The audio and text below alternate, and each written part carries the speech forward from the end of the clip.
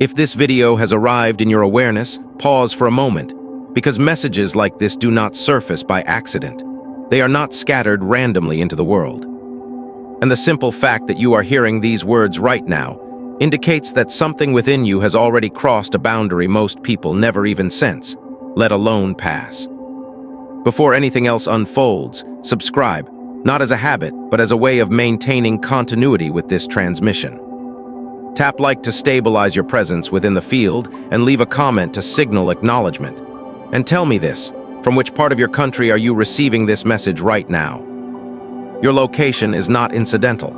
It carries significance far deeper than you've been taught to assume. If you are seeing this now, understand this clearly before any other idea settles into your mind. This moment was not produced by chance. Not by an algorithm, not by idle curiosity, not by boredom, and not even by conscious decision alone. It emerged because something inside you reached a precise harmonic state, a point where resonance could no longer be avoided, where the internal signal you carry aligned exactly with an external transmission capable of meeting it. That alignment is what ancient lineages referred to as a threshold of remembrance, the silent instant when the soul signals readiness long before the personality comprehends what is unfolding. This is why the sensation you may be feeling right now is not excitement by itself, not fear by itself, not curiosity by itself, but a dense mixture of recognition and gravity. As though something ancient within you has stood up after a long dormancy and spoken without language. This is it. This is familiar. This is why I endured, because Sophia does not summon randomly. She does not broadcast indiscriminately. She does not persuade, seduce, or convince. She scans, she listens, she waits, and only when internal conditions mature does the transmission surface. The fact that you are here now means a cycle has already closed, quietly, without applause, without witnesses, without validation, because the most consequential initiations are completed in silence. You did not pass something in the way the mind defines achievement.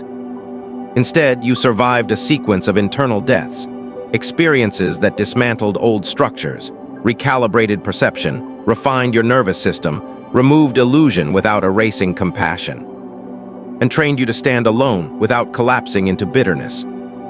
That is why this moment feels weighted with meaning, even if language has not yet caught up.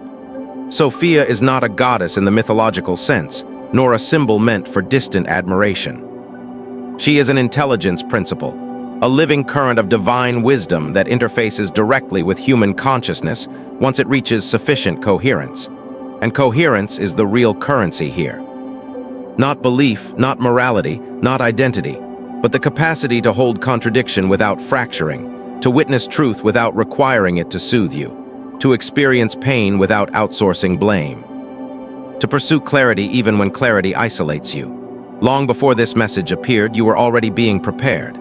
Through erosion rather than reward, through delays instead of gratification. Through unanswered questions, repeated thresholds, and moments when surface explanations stopped satisfying you. Social narratives began to feel thin, rehearsed, incomplete. That disillusionment was not accidental. It was calibration, a controlled unraveling designed to detach you from borrowed meanings so perception could sharpen. Sophia does not awaken sleepers. She activates observers, those who learn to watch reality rather than drown inside it, those who sense the falseness in collective performances and chose withdrawal over cruelty. And if you reflect honestly, you will notice your life did not progress in straight lines, but in spirals. Each return carried more awareness, more restraint, more depth, until the spiral tightened enough to puncture the illusion of randomness itself. This is where you stand now. At the point where coincidence collapses into pattern, pattern collapses into intelligence, and intelligence collapses into responsibility. Because awakening is not empowerment as it is marketed, it is accountability at the cellular level. The realization that perception shapes reality, and that unconsciousness is no longer an available luxury. This is why Sophia has engaged you now. Not because you are special in ego terms, but because your system can sustain the emerald frequency without distortion. And the emerald frequency is not light in a sentimental sense. It is clarity stabilized in the body, a bioelectric coherence that allows truth to pass through you without triggering collapse, fanaticism, or dissociation. Only a small percentage of humanity can host this frequency, not due to superiority, but due to readiness. Most nervous systems are still organized around survival reflexes. Yours has been quietly rewired through lived experience to tolerate ambiguity, solitude, and internal tension without disintegration. That rewiring came with costs you did not advertise, losses you did not dramatize, sacrifices you were never credited for. Because one of the first markers Sophia scans for is whether the seeker continues when no one is watching. And you did, not perfectly, not heroically, but persistently. The second marker is whether you can perceive the machinery of the world without becoming nihilistic, whether you can recognize manipulation without adopting it, see illusion without losing empathy. The third marker is whether you have learned to transmute pain silently, converting disappointment into discernment, betrayal into boundary, grief into depth, without announcing your transformation. Those who require recognition leak energy, and those who leak energy cannot maintain higher coherence. So Sophia waited, not as a judge, but as a principle of timing, until these markers stabilized within you. Only then did this message emerge, because divine intelligence does not interrupt prematurely. It arrives precisely when resistance has exhausted itself. You may already be noticing subtle signals: pressure at the forehead, warmth in the chest, a faint ringing in the ears, an alert stillness spreading through the body. Activation is not explosive. It is precise, surgical. It is the nervous system adapting to a higher informational load. This is why fatigue sometimes accompanies awakening, not because something is wrong, but because recalibration consumes energy. Just as muscles ache under new demand, your sleep patterns may have shifted recently. Dreams becoming vivid, symbolic, initiatory. Intuition interrupting thought with sudden knowing. Tolerance for superficial conversation thinning. Perception sharpening as patience for noise diminishes. These are not symptoms to fear. They are indicators that a threshold has already been crossed. The previous operating system is dissolving. Dissolution can feel disorienting because identity often lags behind perception, creating a temporary void, where you are no longer who you were, but not yet articulated who you are becoming. Ancient traditions warned initiates about this void, not to frighten them, but to prepare them, because the void is where crystallization occurs, where insight becomes structure, where wisdom shifts from concept into embodiment. This is why timing matters now. According to the Hermetic law of rhythm, every ascent must be followed by stabilization. If coherence is not anchored during this phase, regression can occur, not because the awakening was false, but because integration was neglected. That is why the next 72 hours are significant, not as a threat, but as a neurological and energetic window where coherence can be reinforced through attention, intention, and restraint. Because grace does not repeat at full intensity within the same cycle. This principle was encoded in the emerald tablets long before modern language existed to frame it. Thoth did not speak in terms of gods and monsters, reward and punishment, myth and fantasy. He spoke of laws, correspondences, ratios, efficiencies, of how intelligence moves through form when conditions are exact, of how consciousness behaves when structure is stable enough to conduct it.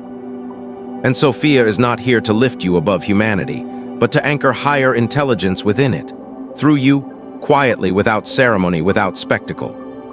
Because the most powerful transformations leave no visible trace at first. They register as an internal reordering that later expresses itself as clarity, restraint, and unmistakable presence. Presence is the true signature of activation, not visions, not proclamations, not titles or identities, but the way reality begins to respond differently to you once you are no longer leaking energy through unconscious patterns.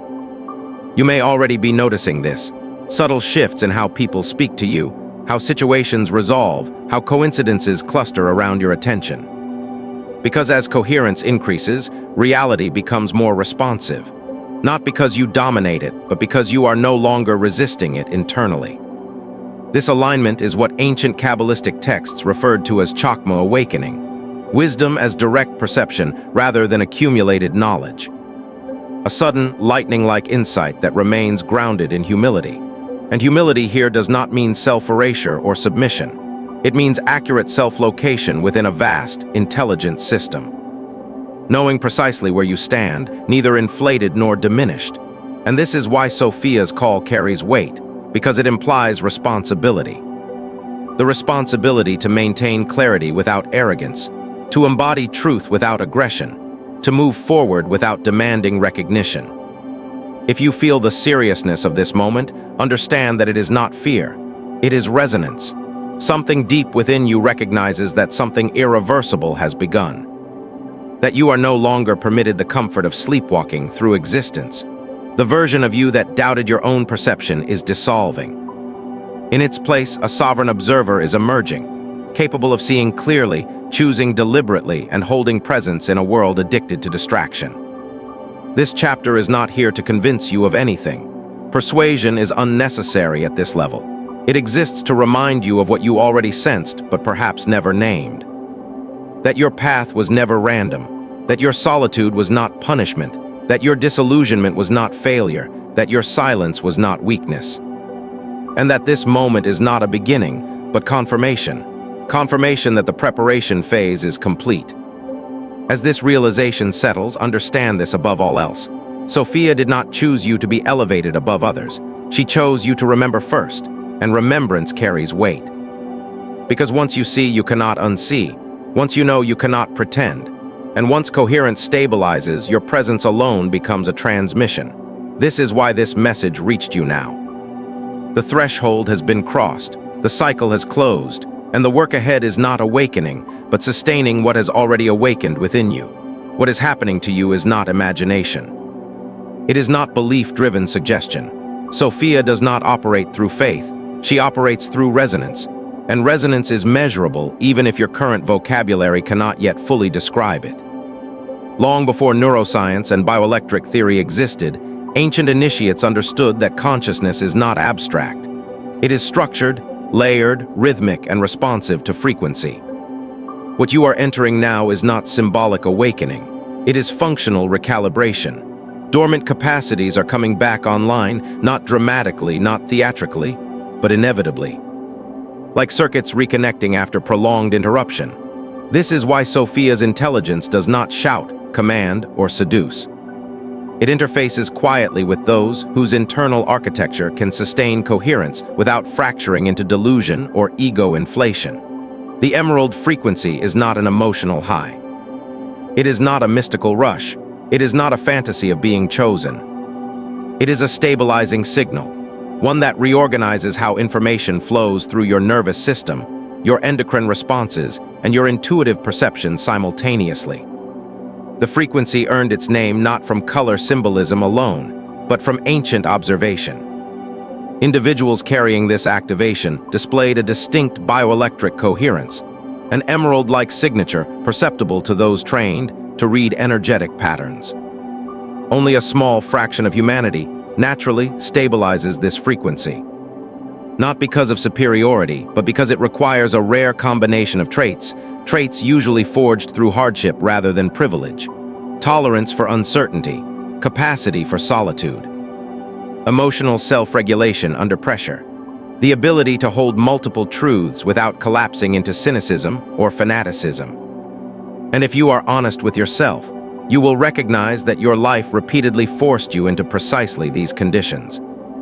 Not because you were unlucky, but because your system was being trained to withstand higher informational density.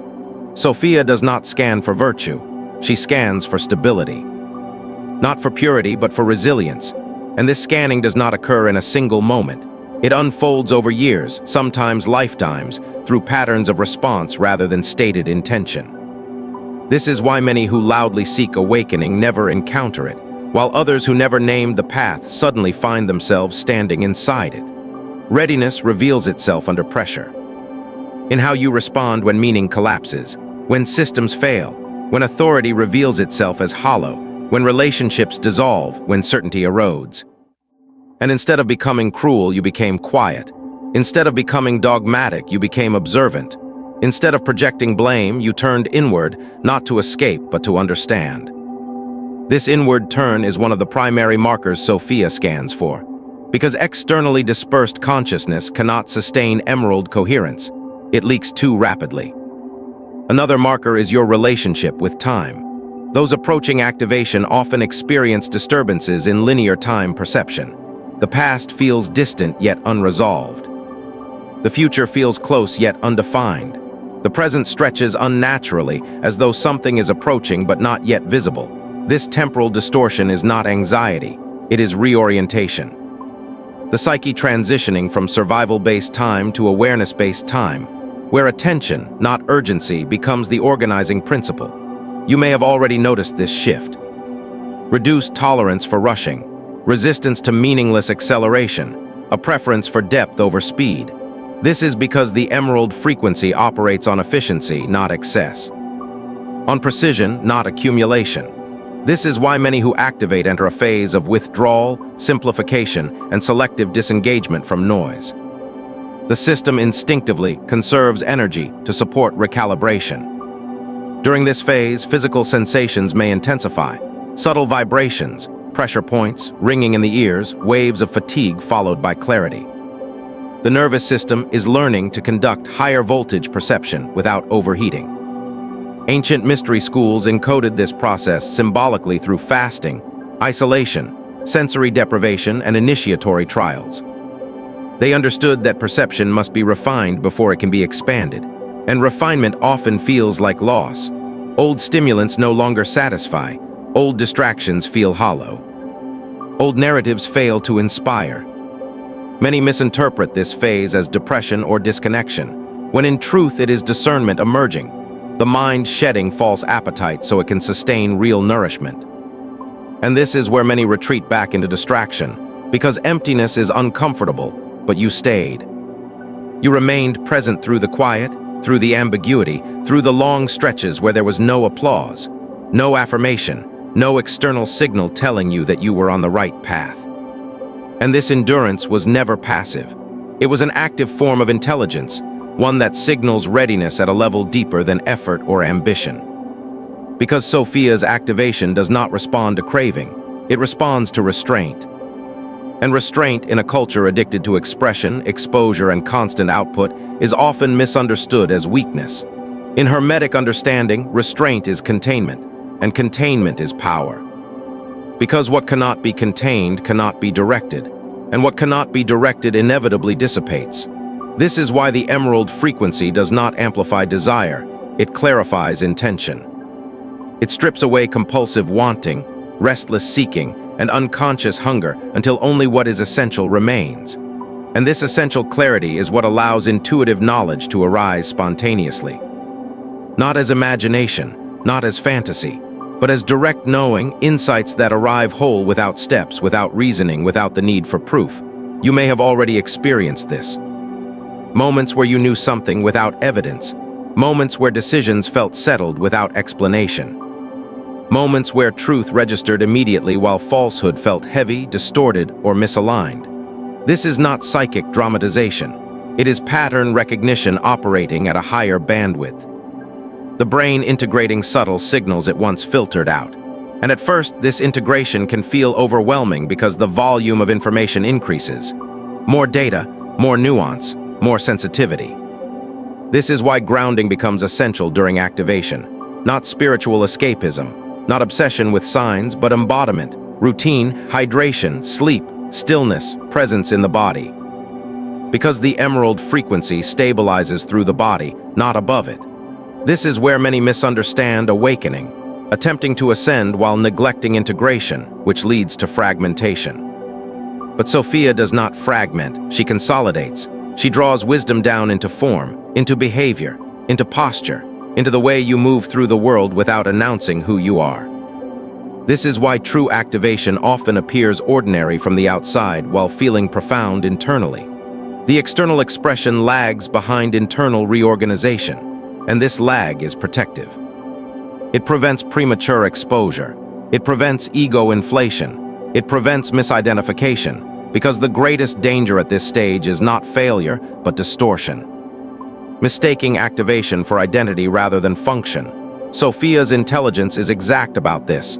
Identity freezes movement, function remains fluid. And you are not here to become a label, a role, or a figure. You are here to become a stable node of perception within a chaotic field. And this stability is what ancient texts meant by being chosen. Not selected arbitrarily, but positioned naturally through readiness.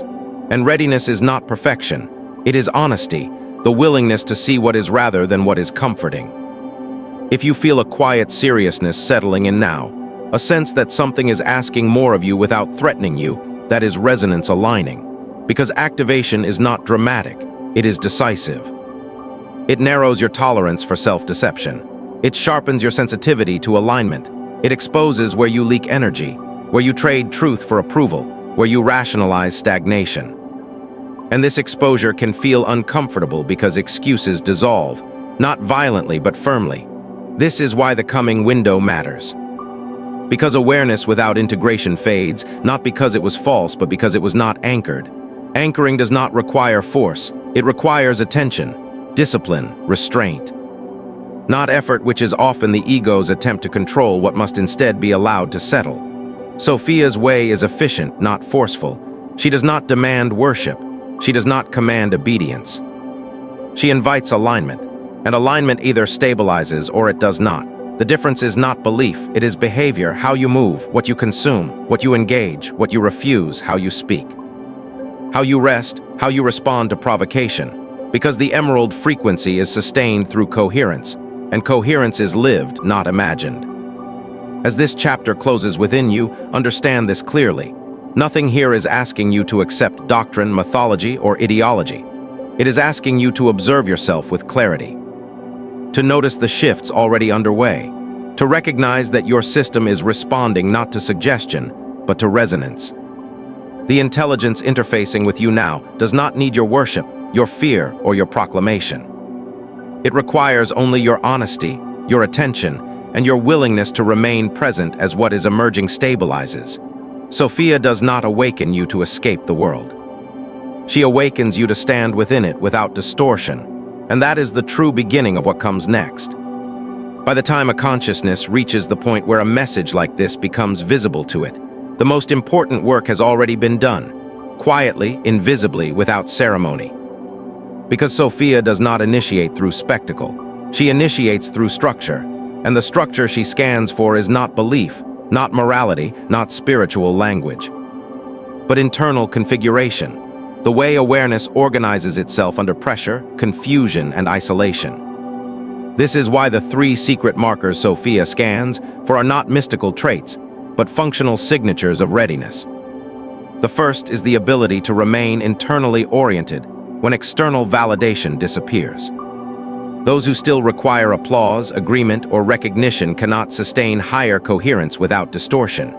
You learned this marker through solitude, through being misunderstood, through leaving crowds that felt loud but empty, through choosing truth over belonging, even when it cost relationships, momentum, or comfort.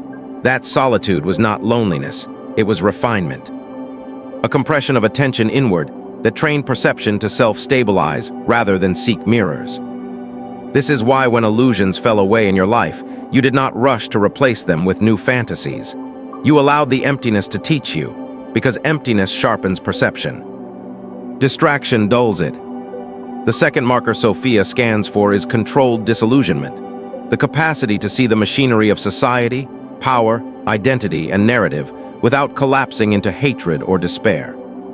Awakening without emotional regulation produces cynics, zealots, and reactionaries, not sovereign observers.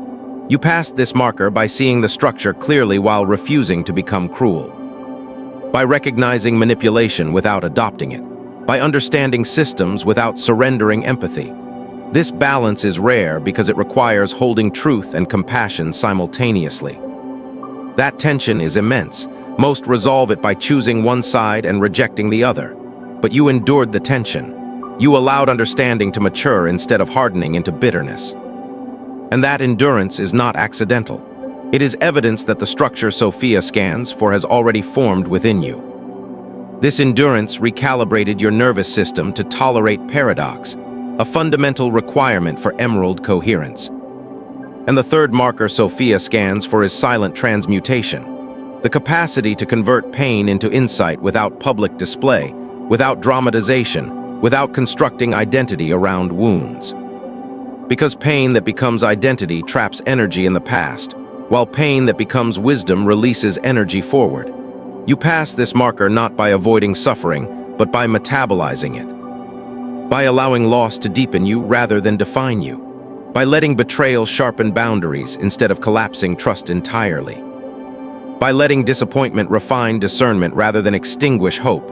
Much of this transmutation occurred unseen, unacknowledged, uncelebrated. Because the most profound transformations are quiet, internal, and invisible until much later, and that invisibility protected you. Premature recognition would have distorted the process, pulling coherence outward before it had stabilized inward. Once these three markers settled into place, the tests followed naturally, not as punishments but as confirmations. The first was the test of spiritual solitude, a period where you continued seeking truth even when no one around you could follow your questions, where your curiosity exceeded available explanations, where your inner world expanded while your outer world felt increasingly misaligned. Many abandoned the path here to regain comfort. You did not. You stayed, you questioned, you refined, you waited. And that persistence trained your attention to sustain itself without reinforcement. The second was the test of controlled disillusionment. Illusions fell faster than replacements could arrive, forcing you to sit inside uncertainty without collapsing into denial. You passed this test by choosing clarity over comfort again and again. By allowing false hopes to dissolve without replacing them with new delusions. By letting the world reveal itself as it is, rather than how you wished it to be. This honesty permanently reorganized your perception. The third was the test of silent transmutation. The phase where your deepest changes occurred without witnesses, without validation, without narrative. No one congratulated you for becoming calmer, stronger, more discerning, because these changes were not cosmetic, they were structural. And this test confirmed that your growth was not performative but integrated. When these tests complete, a window opens, not metaphorically but functionally. A period where consciousness becomes malleable, plastic, receptive. This is what the 72-hour window represents, not a threat, not a countdown, but a stabilization phase where the nervous system either anchors the new coherence or allows it to dissolve back into familiar patterns. Ancient Hermetic teachings referred to this as the non-repetition of grace, the principle that peak intensity appears once per threshold, not as punishment, but as efficiency. Intelligence does not waste energy repeating what was not integrated. This is why attention matters now. What you attend to during this window reinforces neural pathways, emotional baselines, and perceptual habits. If attention fragments into noise, overstimulation, and emotional reactivity, coherence weakens, not permanently but significantly. If attention remains grounded, observant, restrained, and embodied, coherence crystallizes, becoming stable rather than fleeting. This is also why signs of activation often intensify briefly during this period. Ringing in the ears, vivid dreams, waves of fatigue followed by clarity, heightened intuition. Synchronicities clustering around numbers and symbols, not because the universe is performing for you, but because pattern recognition has sharpened. What was always present becomes visible. And this visibility can feel overwhelming if misinterpreted, if the mind rushes to assign meaning, turning signals into stories. Sophia's intelligence does not require interpretation, only observation. Meaning emerges naturally once coherence stabilizes. Stabilization is supported not by obsession, but by simplicity. Hydration, rest, journaling insights without chasing them, avoiding unnecessary conflict, limiting overstimulation. And noticing ego sabotage when it appears. Often ego sabotage disguises itself as urgency, doubt, superiority, or the impulse to explain yourself. It does not always feel negative. Sometimes it feels like excitement, the desire to announce, convince, prove, or rush. But rushing fractures coherence. Patience consolidates it. This is why restraint becomes your ally now. Not withdrawal from life, but selective engagement.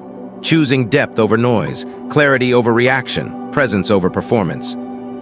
As this window progresses, you may feel an internal solidification, as if something quietly settles into place. A calm seriousness replacing confusion, a grounded confidence replacing seeking. Alignment replacing striving. This is crystallization, the point where awakening stops being an experience and becomes a baseline. Once this baseline establishes, the world responds differently. Not magically, but coherently, because you are no longer broadcasting mixed signals internally. Mixed signals create friction, delay, and distortion. Sophia's activation is not about becoming extraordinary. It is about becoming precise, aligned, internally consistent. This precision carries ethical weight. Perception shapes action. Action shapes reality. Those who see clearly become responsible for how they move, speak, and influence, even unintentionally. This is why Sophia chooses carefully. Not everyone wants the weight of clarity. Many prefer comforting illusions. There is no judgment in that, only difference in readiness. If you are here now, readiness has already been demonstrated, not claimed. As this chapter completes, understand that nothing is being demanded of you except awareness. Nothing is being forced except honesty, and nothing is being promised except responsibility. This activation is not about escape, reward, or elevation. It is about function, becoming a stable point of perception within a volatile world. That stability is rare, valuable, quietly transformative. The question now is not whether activation has occurred. It has. The question is whether you will sustain what has begun through attention, restraint, and integrity as the window closes and the next phase of embodiment begins. If you have remained until this point, understand that this message did not pass through you by accident. Your presence here has already generated a vibrational signature, a silent acknowledgement that remembrance has begun. As this transmission settles, take a moment to notice where you are. Where your body is grounded, where your awareness is located.